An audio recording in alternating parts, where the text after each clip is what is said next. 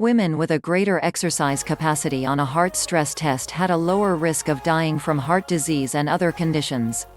The study found poor exercisers were twice as likely to die from cancer and more than 4 times as likely to die from other causes, compared to women on a higher fitness level. HIIT can be one way to help your heart even if you don't have much time to work out. Women who can exercise at a higher intensity during a heart stress test are less likely to die from heart disease, cancer, and other causes, say the authors of a new study. Experts said these findings are right in line with other research looking at the impact of fitness level on the risk of dying from these kinds of conditions. It's no surprise that exercise is good for your health, but does the new study mean that all women should take up more vigorous exercise like running, swimming laps, or kickboxing? Not necessarily. There are many ways to increase your fitness level. Still, for some women, higher intensity workouts can be a great option.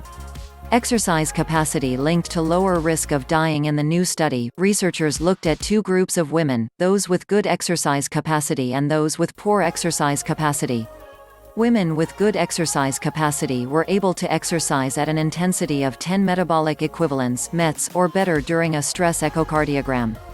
MET level is a measure of how much energy is burned during an activity. It's also a proxy for the intensity of a physical activity.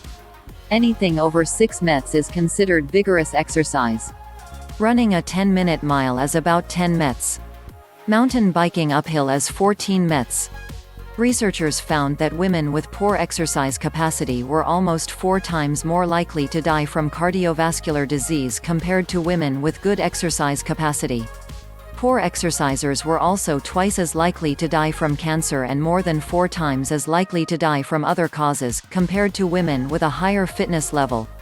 The study was presented December 7 at Euro-Echo 2019, a scientific meeting of the European Society of Cardiology. The results have not been published yet in a peer-reviewed journal, so should be viewed with some caution. Most of the women in the study were between 50 and 75 years old. Researchers followed the women on average for about 5 years. While the study found that having a higher exercise capacity is a good thing, the researchers didn't look at what women did to reach that level of fitness. MET level on the test used in this study is simply a marker of maximal capacity, not necessarily of vigorous exercise training. So the study gives an idea of how fit the women were, but we don't know how intensely they trained, or what physical activities they did.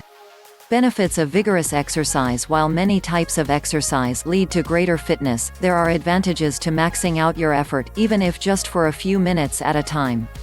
Researchers said the body responds to exercise in a way that prepares it for similar challenges in the future.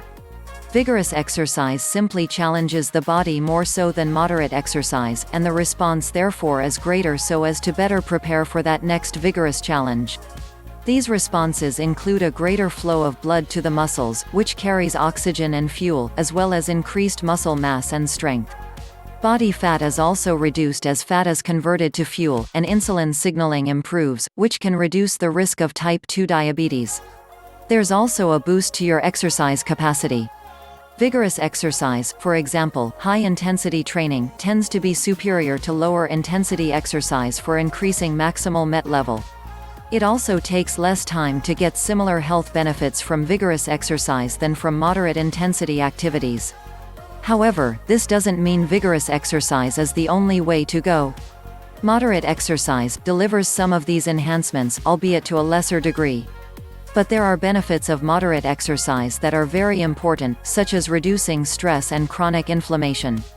Vigorous exercise safe for all ages. Although high-intensity exercise like spin class and boot camps is often marketed to 20 and 30-somethings, vigorous exercise can be appropriate for any age group. Aging exercisers often have the potential for even greater benefits to health than their younger counterparts, mostly because they tend to be more deconditioned. Experts carried out research in which older veterans did high-intensity interval training (HIIT) on a recumbent bicycle 3 times per week. The workout sessions involved alternating minute-long bouts of intense and less intense pedaling. The entire workout, with a 3-minute warm-up, was only 10 minutes long. Experts said vigorous exercise, along with strength training, can slow and sometimes reverse the decline in muscle mass that begins after age 30 and becomes more pronounced with age. This is important for everyone, but especially for women. Women are also at greater risk for osteoporosis. Exercise is a key way of maintaining bone health. Women are more likely to be frail as they age, a condition of greater susceptibility to illnesses, falls, and disability, and boosting muscle function and quality with exercise is the best way to stave off frailty. Experts said these shorter, intense workouts may give people a greater sense of accomplishment, and that may be the motivating factor to keep exercising throughout life. Exercising harder, but safely vigorous exercise can offer greater benefits than less intense workouts, but there are some downsides. The risk of injury increases with greater amounts and intensities of activity beyond the guideline recommended minimum level, but done appropriately. Vigorous exercise can be safe. Check with a doctor before starting a vigorous exercise program. And listen to your body and stop if something doesn't feel right. Increasing the intensity of your workouts gradually is usually safer. It also helps you stick with it.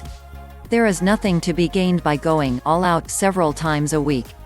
In general, it is usually considered best to do a combination of exercise intensities, some lower and longer, with some higher and shorter. But even if vigorous exercise is not your thing, don't trade in regular movement for binge watching television. The casual exerciser shouldn't despair. There are great benefits to even a little bit of exercise, even if it doesn't increase your fitness to a high degree. Experts said older adults who are limited by disease or frailty can benefit even from light-intensity physical activity. For the general public, many of whom don't meet the recommended amount of physical activity, expert offers a simpler approach to staying active: sit less, move more, every minute counts. Thanks for watching.